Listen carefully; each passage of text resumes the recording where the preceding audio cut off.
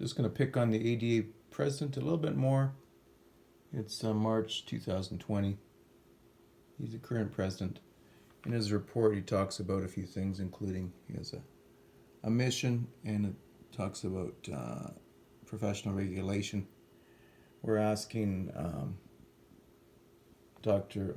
Basarab why he hasn't disclosed his possible link to Canada's largest corporation, and you'd think that would be disclosed to the general membership.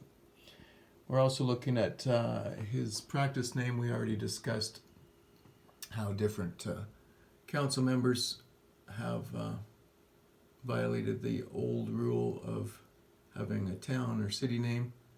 There's Beaver Lodge and Westlock, and this one is Lethbridge Perio Partners or whatever.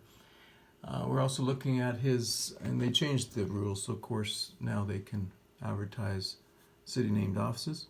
We're looking at interpretation of advertising for dental implants. Now, we all know now that dental implants are not permanent. So it looks like he's using that permanent word here. So that's supposed to be a bad word. Misleading to patients thinking that if they pull a tooth and get an implant, it's a permanent replacement. It's actually not.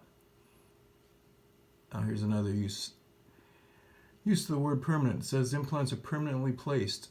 Well, you hope that they're permanent, but many times they fail.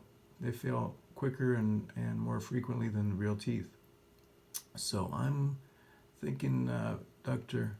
Basarab has a few things to explain. Possible conflict of interest and some advertising issues. Did they get special treatment? And why isn't the complaint director looking at what the council members do when they're advertising?